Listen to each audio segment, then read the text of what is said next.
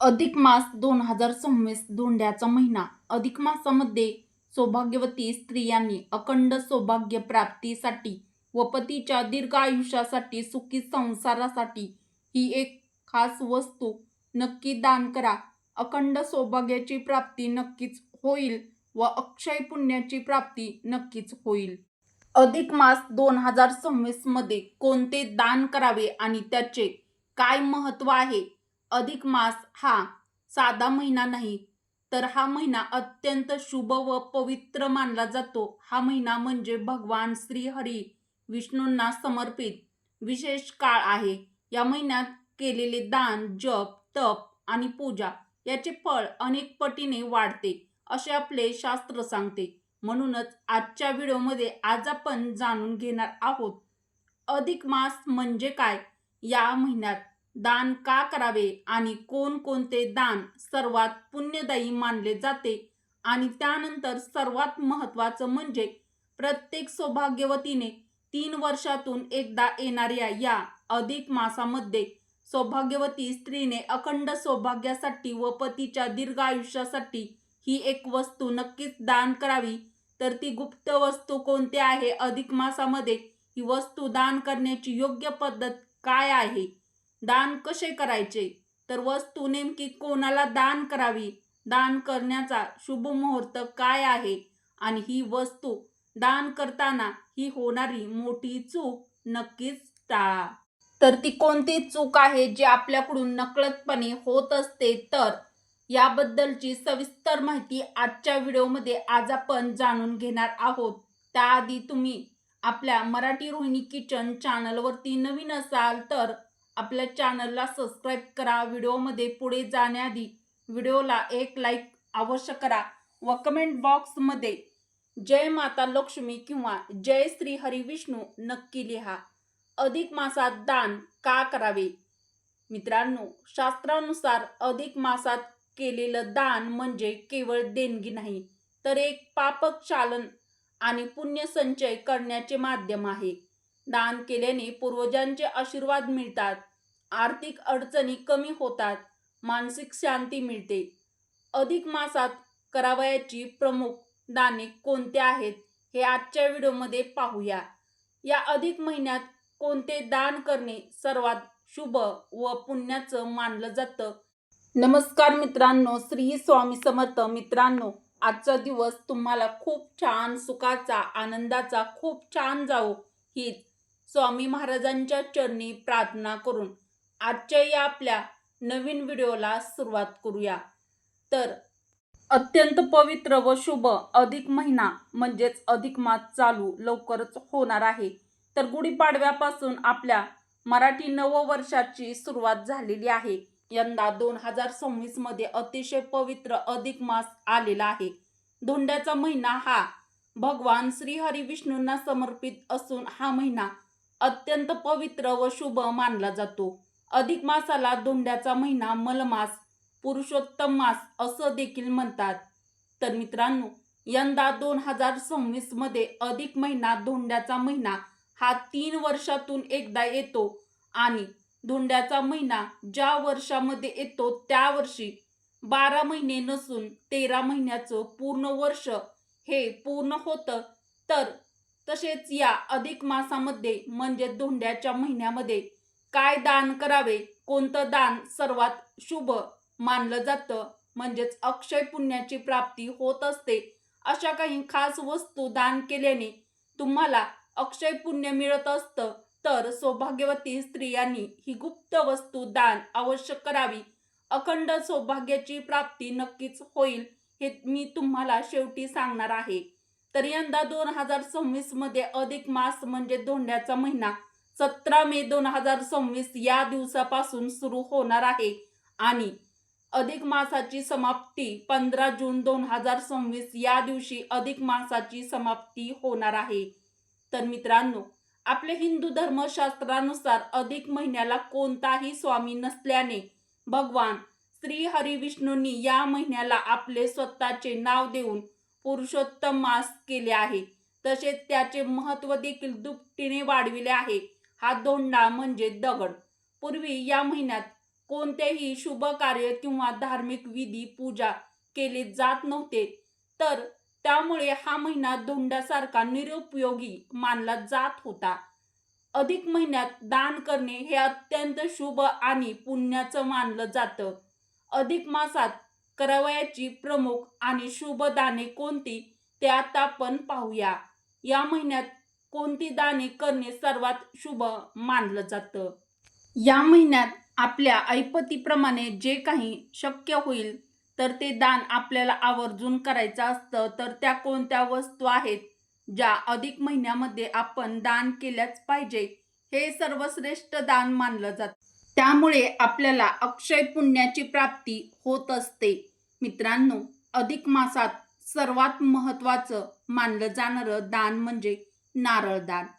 मित्रांनो, नारळाचा संबंध थेट माता महालक्ष्मीशी जोडला जातो. त्यामुळे नारळ दान करणं म्हणजे आपल्या जीवनात सुख, समृद्धी आणि सकारात्मक ऊर्जा आमंत्रित करणं असं मानलं जातं. पण फक्त श्रद्धा म्हणून नाही, तर यामागे एक सुंदर अर्थ देखील आहे. नारळ हे पूर्णत्व आणि पवित्रतेचं प्रतीक आहे. बाहेरून कठीण पण आतून शुद्ध आणि गोड, अगदी आपल्या मनासारखंच. त्यामुळे नारळ दान करताना आपण आपल्या अहंकाराचा त्याग करून नम्रतेने दान करतो, असा याचा आध्यात्मिक अर्थ आहे. अधिक मासात तुम्हाला जितकं शक्य होईल तितकंच नारळाचं दान तुम्ही गरजू व्यक्तींना किंवा मंदिरात करू शकता. असं म्हटलं जातं की या महिन्यात केलेलं दान अनेक पटीने फळ देतं आणि त्यामुळे जीवनात सकारात्मक बदल दिसू शकतात. विशेषतः माता लक्ष्मीची कृपा लाभावी, आर्थिक स्थिती सुधारावी आणि घरात सुख शांती नांदावी या भावनेनं जर तुम्ही नारळ दान केलं तर त्याचा नक्कीच चांगला परिणाम जाणवू शकतो. म्हणून मित्रांनो, अधिक मासात नारळ दान करण्याची ही संधी तुम्ही नक्कीच सोडू नका. मित्रांनो, अधिक मासात आणखीन एक अत्यंत महत्त्वाचं आणि पुण्यदायी दान म्हणजे पिवळ्या रंगाचं वस्त्रदान. पिवळा रंग हा भगवान श्रीहरी विष्णू यांचा अतिशय प्रिय रंग मानला जातो. त्यामुळे पुरुषोत्तम मासात पिवळ्या रंगाच्या वस्त्राचं दान केल्याने भगवान श्रीहरी विष्णूंची कृपा लाभते अशी श्रद्धा आहे. यामागे एक सुंदर अर्थ हे आहे. पिवळा रंग म्हणजे आनंद, सकारात्मकता आणि पवित्रतेचं प्रतीक. त्यामुळे जेव्हा आपण पिवळ्या वस्त्राचं दान करतो तेव्हा आपण केवळ वस्तू देत नाही, तर एखाद्याच्या आयुष्यात आनंद, आशा देत असतो. या अधिक मासात तुम्ही तुमच्या ऐपतीप्रमाणे गरजू आणि गरीब व्यक्तींना पिवळ्या रंगाचं कपडे, कंबल, इतर वस्त्र देऊ शकता. वस्त्रदान हे आपल्या धर्मात सर्वश्रेष्ठ दानापैकी एक मानलं जातं, कारण ते थेट एखाद्या व्यक्तीच्या गरजेला पूर्ण करतं. असं म्हटलं जातं की श्रद्धेने आणि निस्वार्थ भावनेने केलेलं वस्त्रदान जीवनात सकारात्मक बदल घडवू शकतं. आर्थिक स्थिती सुधारण्यासाठी, घरात सुख शांती राहण्यासाठी, माता लक्ष्मीची कृपा लाभावी या भावनेनं जर तुम्ही हे दान केलं तर त्याचा चांगला परिणाम नक्कीच जाणवू शकतो. म्हणून मित्रांनो, या अधिक मासात पिवळ्या वस्त्राचं दान करण्याची संधी नक्कीच घ्या आणि आपल्या जीवनात सकारात्मकता नक्कीच आणा. मित्रांनो, अधिक मासात केलं जाणारं एक अतिशय श्रेष्ठ व अर्थपूर्ण दान म्हणजे पुस्तकांचं दान. पुरुषोत्तम मासात तुम्ही गरजू विद्यार्थ्यांना पुस्तकाचे दान करू शकता. हे केवळ एक साधं दान नाही, तर ज्ञानदान आहे. आपल्या धर्मात ज्ञानदानाला सर्वश्रेष्ठ दान मानलं जातं. असं मानलं जातं की अशा दानामुळे सरस्वती मातेची कृपा प्राप्त होते. शिक्षण, बुद्धी, ज्ञान या क्षेत्रात प्रगती होण्यास मदत होते.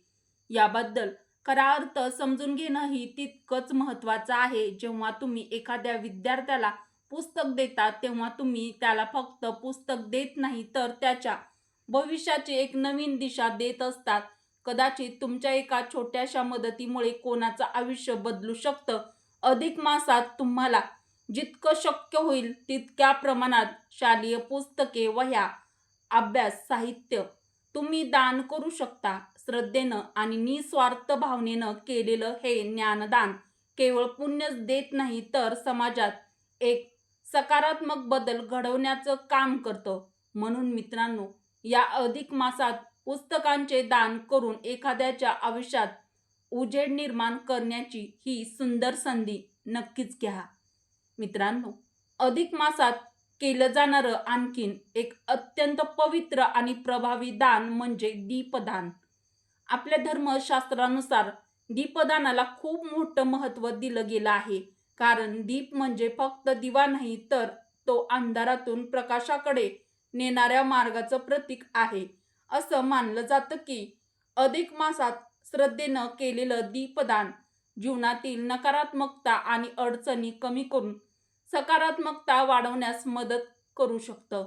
म्हणजेच जसा दिवा अंधार दूर करतो, तसंच आपल्या जीवनातील अंधारही हळूहळू दूर होऊ लागतो. हा त्यामागचा सुंदर आध्यात्मिक अर्थ आहे. या महिन्यात तुम्ही तुमच्या घरात दररोज दिवा लावू शकता, तसेच मंदिरात जाऊन दीपदान करू शकता. आजच्या आधुनिक काळातही तुम्ही याला सोप्या पद्धतीने करू शकता.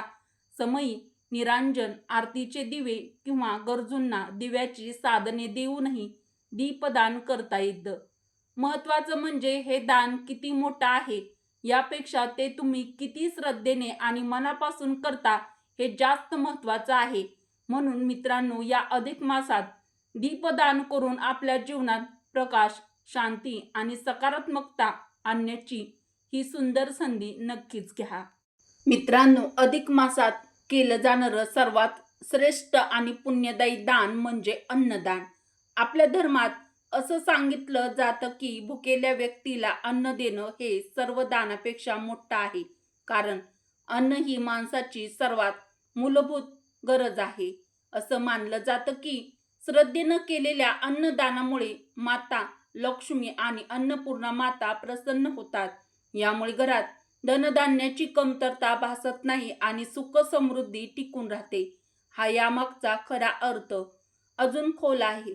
जेव्हा तुम्ही एखाद्या भुकेल्या व्यक्तीला अन्न देता, तेव्हा तुम्ही त्याला केवळ जेवण देत नाही, तर त्याच्या जीवनाला आधार देता. त्या क्षणी तुम्ही कोणासाठी देवासारखे बनता. अधिक मासात तुम्ही कधीही अन्नदान करू शकता. गरजू लोकांना जेवण देणं, अन्न वाटप करणं आणि साधं फळ दान करणं ही खूप पुण्याचं मानलं जातं. आता सर्वात महत्त्वाचा प्रश्न तुम्हाला पडलेला आहे. सौभाग्यवती स्त्रियांनी अखंड सौभाग्यासाठी ही एक वस्तू दान करावी, तर ती कोणती वस्तू आहे हे मी तुम्हाला सांगणारच आहे. त्याआधी व्हिडिओला एक लाईक केलं नसेल तर एक लाईक अवश्य करा. तर मैत्रिणींनो, अखंड सौभाग्यासाठी व पतीच्या दीर्घ आयुष्यासाठी आपण एक वस्तू दान करायची आहे. तर ती वस्तू कोणती आहे? तर ती वस्तू म्हणजे कुंकवाचा करंडा किंवा कुंकवाची डबी. अधिक महिन्यातील प्रत्येक दिवस हा दान करण्यासाठी अत्यंत शुभ मानला जातो. त्यामुळे ही कुंकवाची डबी दान करू शकता. दुसरा प्रश्न होता की हे दान कोणत्या दिवशी करावं, कोणत्या दिवशी दान करू शकता. पण हे दोन शुभवार अत्यंत शुभ आहेत. या दिवशी केलेलं दान हे अखंड सौभाग्यासाठी अत्यंत महत्त्वाचं मानलं जातं.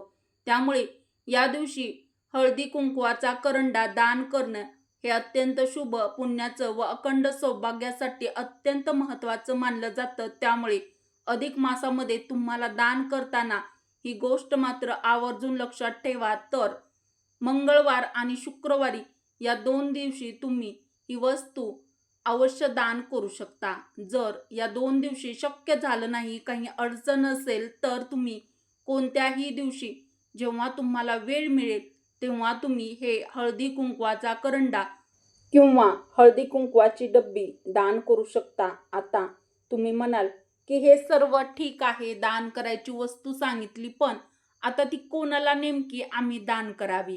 तर बघा, आपल्याला अधिक मासामध्ये कोणत्याही सौभाग्यवती स्त्रीला घरी बोलावून आपल्याला ही वस्तू दान करायची आहे. तर ती वस्तू मी तुम्हाला सांगितलेली आहे, हळदी कुंकवाचा करंडा किंवा कुंकवाची डब्बी.